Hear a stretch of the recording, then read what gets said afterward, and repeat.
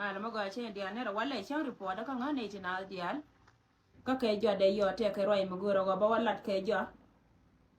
bây giờ liam gọi liam bằng amat các biar tidun biar palping cái liam cái cho con gọi rồi bảo lát qua rồi mẹ cái quý cái gọi đi có bạn ngay là lát con ngồi con cho con đây là đàn câu con này gọi chết cái mấy cha là nhiều cái dân á, chả bara đến cái dân chạy cho nàng cha cái bichal Parizon, thế cái tung ngoan thì giờ cho lý chưa nên nào để mà thế tung ngoan thì giờ thế tung ngoan thì giờ cái này được con thế lên cái thế tung ngoan thì giờ bác ngang ra mẹ là qua mẹ ta chỉ nó ngồi đây,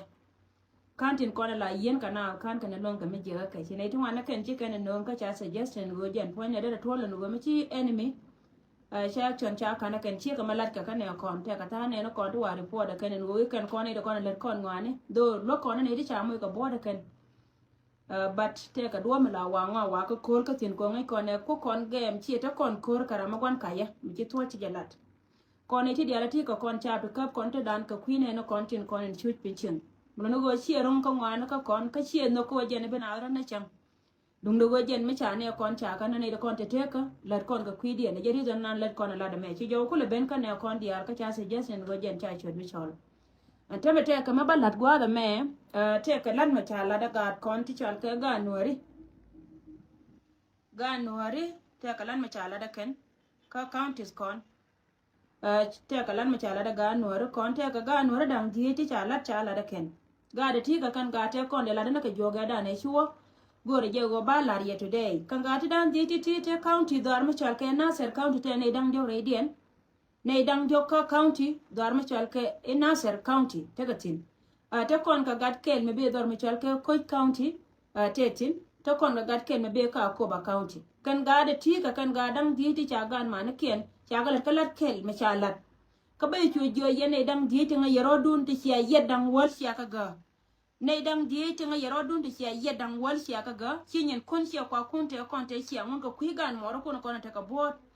sia ka gwa da ne chana yala ka wo te kon ko wotin tika chop yene ti dang die ti be aro no je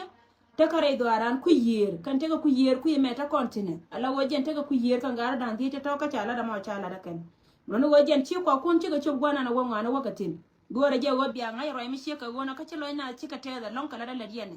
ke joy wo we point de chet kamala lar ka kanai da kon te pinyo wo chang ya ne wutu te ka tana te ko kian tiatin mun no wo che joy wo we te ka jike te ti ka wo no we tinin ka lar ka war ka ne chang dar ka kui ko wodi ko bi dorien ba yin ben nyal ka bi dorien be ne da kon re de bi ka yin til mun no wo ku ka concern ka te ne ne tin kon an chu re doran ata lo em di lon kala na ka ta lo ka la da kon cha tit ken cha kri sia wan na ga ke ngai je gwa go te na tana tin wi me te la real ma torane lat ka ni billi rol ne tembore ka ko wala raro da larin ka jalla pudi je wajen be goro go bagata kon chuj gwa ma bakalo weda ku ka jidwel wal che ga jikwan chelan me di chela nono wala na ka ta loy kon division 20 lar na ta loy gwana na titin ka bana ka jo akon mala te dia na rebe ka wiya ka won yam ka wuno wei kana di te kon ga gadang di ko kente ci be rai dwar ka yunti state gadang di te to ba ci ka lad ba chalan ma gwana jen chala da ken ka wuno dang di te be ka yunti state ka dia me la lara ye gwa da me la jo ye go kon dia se rambe te nyura mono go jen pankien kane titi kane ti chama go cha janyo da kan gwana na to kontin chanyo kono wonu ara kel la kona la do wonu ara kel mono go chana lo wi ka medan la wiera na kuchin baba gam na kuchin ci gadang di ti kan la da me chala da ken chalan mo go chala da ken family mi ci mo go chiela ci kan la arba en go ba ga bor chorjo chung nei kel ka ye dung mi chara mi ci nei tane ka ground ci tane pin kel ka ye aliyama no yama da nay na mono no go jena ken ba ka mille ne yalla ka kuite ka da cikalan ma go achala da ken cha yet ken nang bakel tito wuden ka baro cha kala da ken yet ken nang bakel tito wuden ka baro cha kala da ken ka ga unity state unity state che me chia ka me cha ko la chenga dan aram kel ta karam kel me chilat ko lan medan che yet ka dan wol cha ko kum ka man che jen point unity state ke lo fete ka shwe ka mat ka shwe la da ma shwe la kala de nya medan Bruno go jenan wala cha nyo kamala ka jagat kon bare do ar kayunti state tar chinga bana tin mulo go tela mo go asia kamaran mulo go gwa me cha jada tin jiran gen gwa ge long yunti state ti lo de te nganya ndo pa lo de che te da long ti lo de che te da long ngan te ka ti mi la ti na me kiran we nya ndo go ra number ru chi go ro ba contribute la ti ji be jo ji no rango me la lo dan no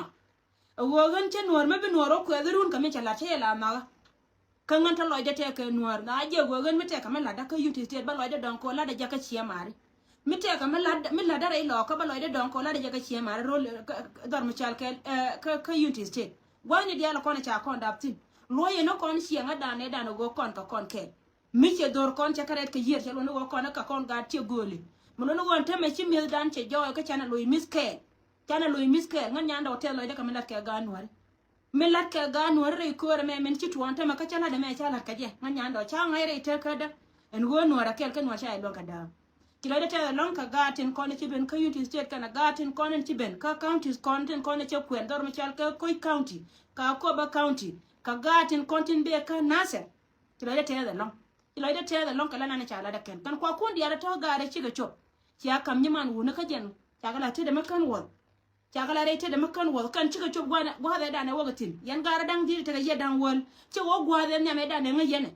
chi wo gwa de nya me da ne ngayene kam min dong dien ba ka gara dang die chin ko kene te ga yet ba kele te ga baro chi ga wo gwa de da ne ngayene ko yen dial yen ti dial ti la yen ngwane la ngunti la kam ngari si michiran che la gwana na che te da re ka je la nga wa lo receipt gwana na che ko chop tin ka bia nga lo receipt gwana na she ga jatin ti la de che te da long ka ba la ri go kan dia chi ko chop ko tin na konta lo ila tin na konta ta lo cha la da ken na ken shi akui dun shi la yen ga da kona ta do shi akui dun shi la ti te dia te ko na nga ke chi ko we ka mo ka pin kama be ben ni amanta me ngat ka ne go ka ngai ka jaba go ken ba la mo go ba le ka kon so right me lar ni je ye ne tin kon shi la me shi la te ka ta ma no kon ko kien ba de cha la da ken ta kon ma na nya tot tere dor ke Australia je UT $200 Australian dollars ke your pay mama nya tot she UT ba chole no ba chole no ko wejen cha bo ngai ni je won to de dien kan dial wan ka ke chode to chat ke chode cha bi chol mama nya tot je yo ko $200 Australian dollars ke your pay through net.tv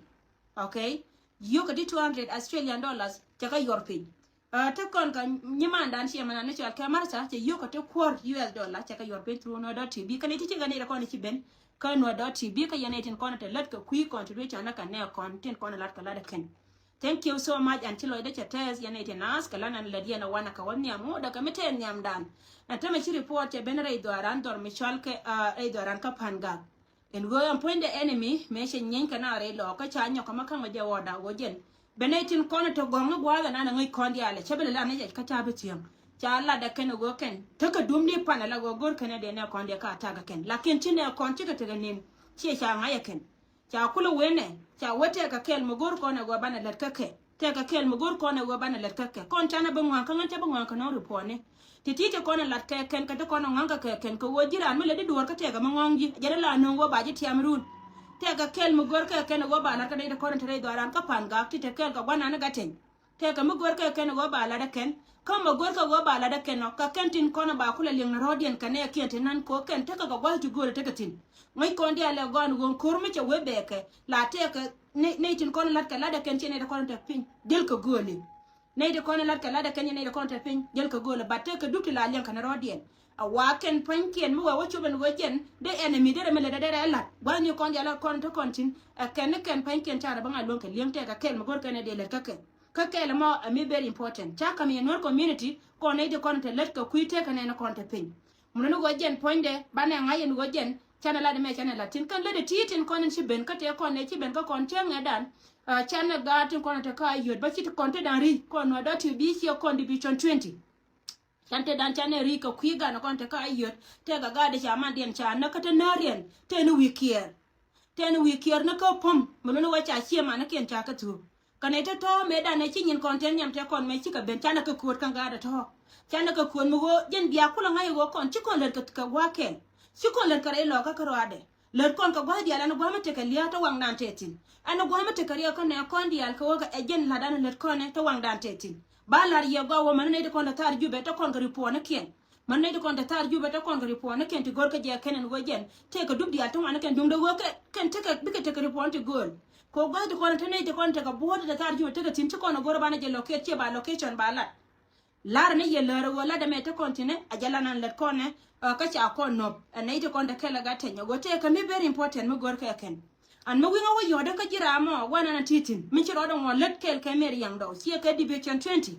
ti la ka la nuari ken mo yoda ka baba mo alje min gor ka ken ka me pe mo go alon ko kon lakin enemy wani pana je te gar ko cha kamoda cha juang wana mo je ke tun ke pin ko we jena bana cho lor bo otel mi chwal ka ai ho kana cha ai ho chu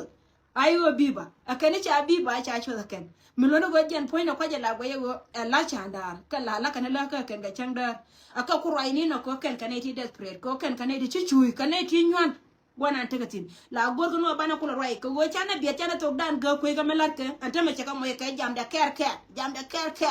chere ke dia la kat ke wo konya wa mi lo wo konya ke lo nuar bi nen be mo lo go jen poinde jen ta nan tetina me sheka wona wo kona go ni dia la konta gatin mo ko won go da nan gor ke ken anytime soon mo ko won go nan gor ke ken ngai je go wa cha kon bele don ngai je go wa cha kon bele don go kon twaro je go che je ko na rai lo ka man ni go da mi mo lo go ne tar bi ka wona no kwer woni so jen go kon so jen na ba kam kon na ma ka kuiri por na let kon en go to kon ke no me ben kan e kon ka pes ko gor ka je go kon e de pa dial de na rodan ngal gor ka telefon ka de la rodan tati ka kana kon ba no ye ka kuiri por da nan wala ka changa dok every Wednesday jen changa na lat kan ri por na kon che jen la ri kon ba la ka kon che ka men chi angai en go jen cha we cha ga men yo ga mala de ka guardian ba ka lat ke no mi shiro chi wolien ka gwana na titin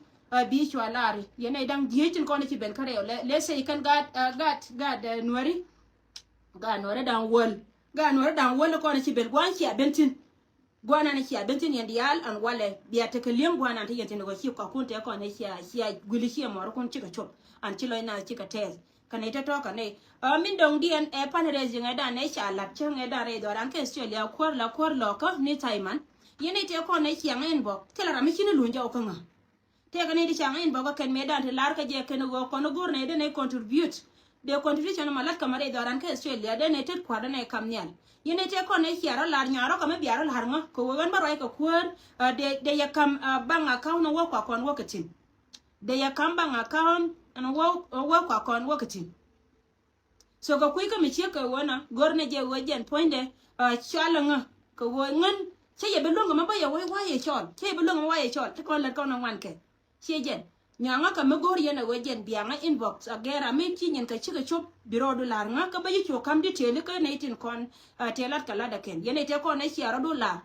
che chot kun cha ka bi vil gwa da me ko yen chianga o inbox ne dan lakin me jira ma ngudi lat kala de dan ne lat ke e kwar ne sai man yer ka kui gan kon te ko ne chana dup tier amore leni te pan raising edan ngodi still kan te dia la ko ne chiro ina no chop kana le raken mulono wajen ba yi jo wona ne kwara do lar ka biara lar ko comment gwa me ko tam ba inbox ka sangwa ni che la cha watin ada ro ku lar ka comment gwa bi jo me nyanda o chol ka pan raising edan ne cha lar ka Australia ba ngai go ngom la de ka jen ku ka me sheka wona si ngaram kel kan te kon te de wo ka Simon ka ku ka me shi wona janande nyoko me de announce ka jarwa ya mo ngan te to kan me shi ka ro ina na lar kon te ka jo mo go ro bala ka mesi dena me we ka ga lo ka to kon cha lia lo ka la te de dien ka jenu ki de me mulo no we jen poinde a jen chom dam te ka mo go ro bala ke ko wo ken she ka ngai ka cha ka ngai ra de dien ba jo me ba ku ni yen ga lo ka te kon chet ke me cha ra che nga dan ka gar ga lo to mi chal ke manyanga lo a wale bara nyoka roi ka gar wuro me dit bara nyoka roi ke wuro me chal ke keres kera do gwa ne ngati no ko ngan chali wa jiram ken malawi translation lat mite ka me chalat gwa me de ne ko ta ka wa wala wi ka la wi lat ka la wi ka translate kel mo gwa no lo de jelo ma je go jen la wi ka translate ka biya wala ka te me tin me go ba ko lar je gar kuer gwar te me tin me gwa ma lar je ngan nya ma ro ga je me chala me ri nyanda opal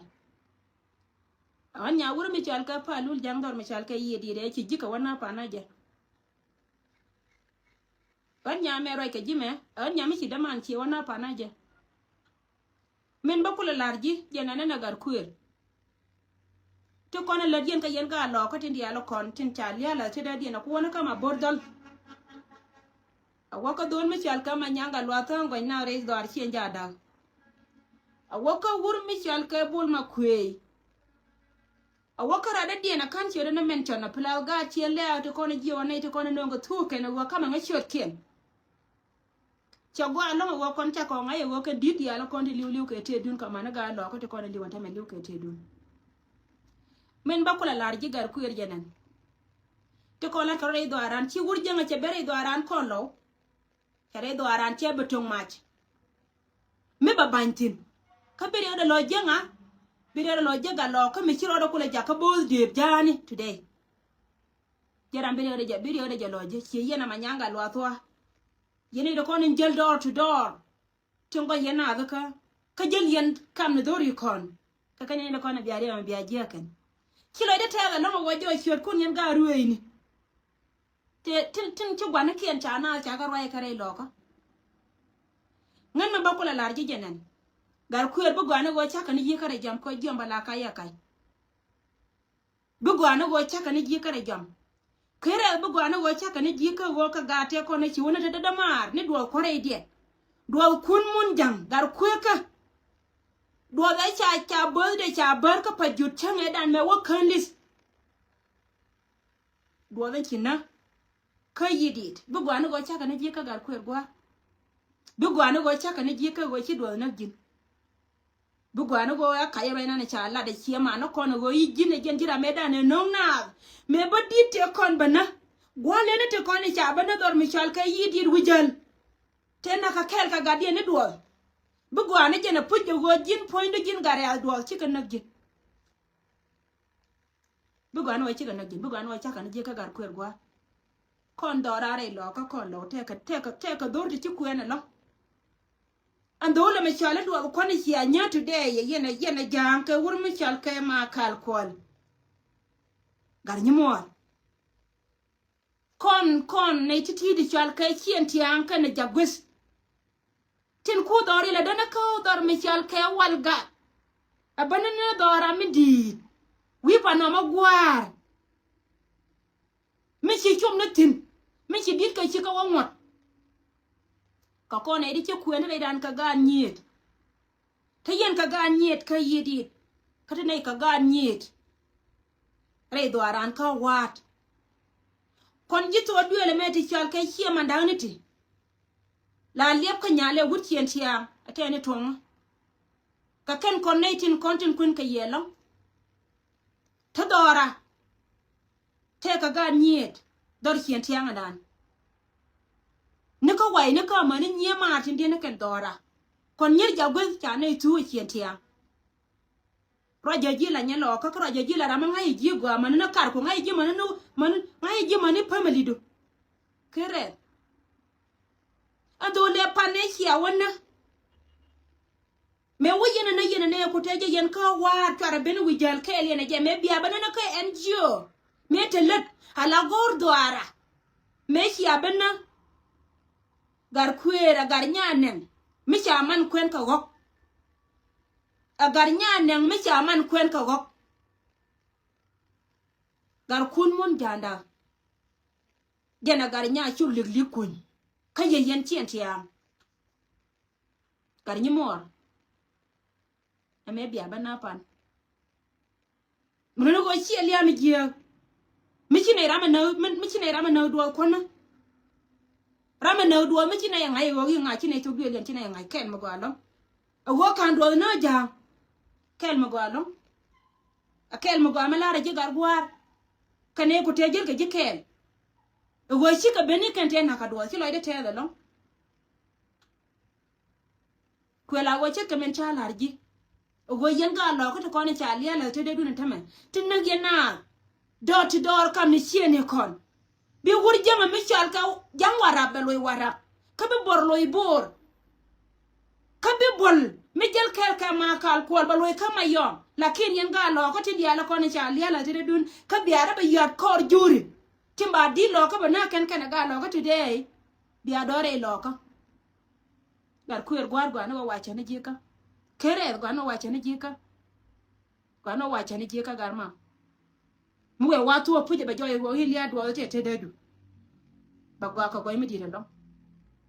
ko jendor mi chal ke wa ti nyele nan kana yidit liba non yidit kelio ko liba non yidit kelio kana jan walga antel kam de do ti dialte bi ko to ka ma dan ka jang bi jang lo jang ka bi te lo te ka bi gad bu lo dorien lakin kon ga lo ka bana do wi me wa point an wona ka yen te kon no yena bi gad kun bi ka te an ngai je go wa mana gad kun bara ne melwa ci mera de ma pen ci mera de ma pen ala ri ni go alia do je kere ka liya ga ne liu ga dor changi karo do gol ka kan wiye ngai mi ci wiye ka nga wona ka wuna mar kor kana ka naiti ngai dor kien shejen kan jang te konte na ka dore ken karinyal ka pa jut me cha dor pe na ka ken ka dama idien ci dol ka wachu le jena kwala wa bar buz mbo te ka do ci akula na wale rojo jinga nyama nan yi mana na ka yedi kere yena gad dor mi chal ka gad ciele auto kono ci dor mi chal ka yedi da wonna ka wulam ci adon wala today la wojen ci aditke te ci do chang te kana te go bar na tin ci aka lonwat ka yen chaw nyi do aramo kariu don dial ka ga nyi do aramo ka boar mi de long wojen de yen bara wala yen ga ti ci guru kun chang ala da kare loka abi joy ni yen kwa jang le boss ka wojen na ba ga mo ru kun ba ka wana lakini ta lo ko ko ne de ko ni ci ane kien ci aka na ata lo ko kianga nyanda wata lo ka nga kan do ni ci ana ci da man nyere da man woni ni point dar man kula dar man nya jol chu lu likun mu kula nya du ne ci akwena ogdi ala gware kun mun jang da be ni woni nya ne kan yen ka tukan woni man kan yan pain gan na reke te kono kwangai kera me jiram kel me ci joy te du tin lia do atete du te tin ar gwari te ria tin nyam roka gwana wa chane jika chwo boro du nyena garga lo atwa no dong chenja te lo maga kien jada jaka gwan gueri ton ki do no ga ma dum ti de long be dol chop ki do no ga ma to de long ala yen ka na biya ka ti ga ku ne ka ai go du ne bi ba jare wei bi ba jare wei bi ba jatin rai lo ka Canada mai ka ne ya kai pursa so ne meje no ba ka meji gin kere do kinyo ka mat kelis an chaji larnga ka gwana wa chene ji ka gar ku gwana wa chene ji ka o wote le gitet ka ne te konte ba dit bana ken kel ke ngene te cha na dor mi chal ke wujal paneje tita da mare di ne do tita do kon na idien gwana je no wa chene ji ka kama we wa to gar ku gwa ngai ne go bi warab bi naitin kon be ka warab bi ka lo ka warab ka bi naitin kontin be ka bul ala bultin kon be ka mayom ka ma kal kwal kel bi ka lo ka mayom ala kar kwai kente kon ta bi kan to mu wete mu wakan bi ka lo ka mayom kama wete bor mo kan ma lo bor kama wete ka wara ran bar ka dal mo wakan ma lo ka barar ka dal bat kwai gwa botin mi wo ku yo nga nyanda pa lu te jikel ka kakun mi wo ku yo ti shebdu ba jila nga go thank you so much janan go balar kon ne ba ma we ka yen ga lo ko lar ke nyen ken ana loy dun bum jene di ala kon te ti der ka loy dun na bum dor me chal ka ko ba west ador me te ke wuni ka wuni di ala konti ci liwre de chaka cha wo ba la bien yetin ka bi ka liwtin antela nay doal ko wuda ko je ko be cien ba ga akatoy kamal to thank you so much janan go balar kon baroda ko garar akon mala te kel ka ye akon mala yendi al pode so jeri po dana na mo ka jende wona na balar kon ka queen na kontin kon te chang cha kon no yene diala kon lat ka queen na kon cha kon no along ne ta kala gate te mo gor ka kan dururi te mo gor ka kan along ka pel an changa jogo ba nong ye ka lana ka kwide ka pel along ene mi jane to chenga wini mi gore je go bane to ba ka yan match according to the report nana cheje sie me chi ben kan kon anytime soon de kan mi je de kan lat go long na before kana mo kana na pen ko go jen bana ne kon bana ka ngalago jaro na de gor na mo de lar kon ko mala te kele ya ka yendi al foda bana ji every Wednesday I cham reporter malat kan report mo ndo go jen chang na bala chal ga ne nyin kon de kon lat kon ko gwa me kon mala ko te kele ya bana je no wala bai